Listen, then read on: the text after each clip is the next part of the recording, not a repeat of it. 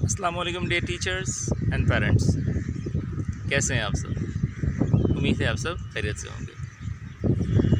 ایک چھوٹا سا واقعہ ہے جو ہمیں زندگی میں بہت زبردست چیز سکھاتا ہے، اور وہ واقعہ یوں ہے کہ ایک صاحب کو ہر ایک کی طرح پرسکون نیند بہت پسند تھی۔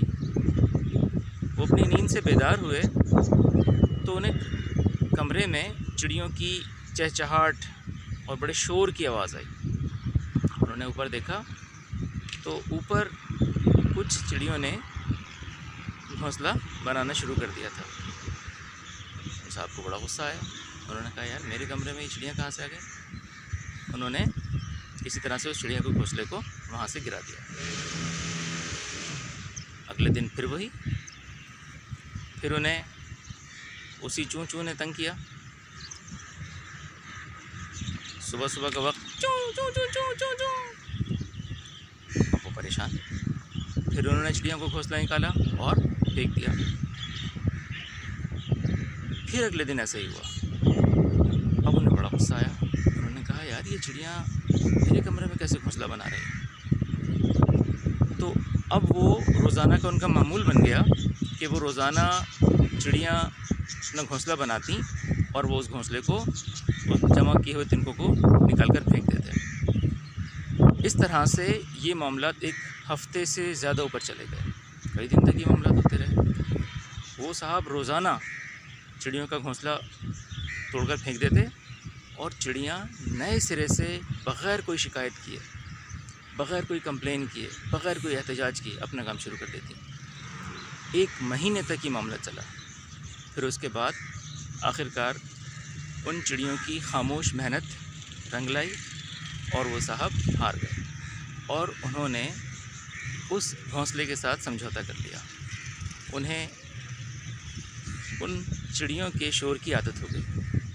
اس سے پہلے وہ شور انہیں بڑا ڈسٹرب کرتا تھا، انہیں تنگ کرتا تھا، لیکن اس کے بعد 1 مہینے کی جنگ کے بعد وہ چھوٹی چھوٹی ننھی سی چڑیاں جیت گئیں۔ یہ واقعہ ہمیں زندگی میں بہت کچھ سکھاتا ہے۔ اگر آپ والدین ہیں تو بچوں کی تربیت میں کئی بار ایسا موڑ آئے گا، بار بار ایسا ہوگا کہ آپ تنگ ہو جائیں گے، آپ پریشان ہو جائیں گے، آپ سوچیں گے کہ بچوں کی تربیت بہت مشکل ہے، بچے بگڑ چکے ہیں۔ یاد رکھیے، وہ چڑیاں نہ تو انہوں نے کوئی نیگیٹو سوچا، نہ ہی کوئی احتجاج کیا، نہ ہی اپنا عمل چھوڑا، بس مستقل مزاجی سے لگی رہیں، اور آپ نے دیکھا بالآخر وہ کامیاب ہو گئے۔ اور انہوں نے اس کمرے میں نہ صرف گھونسلہ بنایا بلکہ اس میں انڈے بھی دیے، اور ان سے ان کی چھوٹے چھوٹے سے پیارے پیارے سے چڑیوں کے بچے بھی نکلے۔ تو یہی معاملات آپ کو زندگی میں پیش آئیں گے۔ بچوں کی تربیت کا معاملہ ہو، یا اگر آپ ٹیچر ہیں اور آپ کی کلاس میں سے اسٹوڈنٹس ہیں جو آپ کو مستقل چیلنج میں رکھتے ہیں، تب بھی ہمت نہ ہاریں۔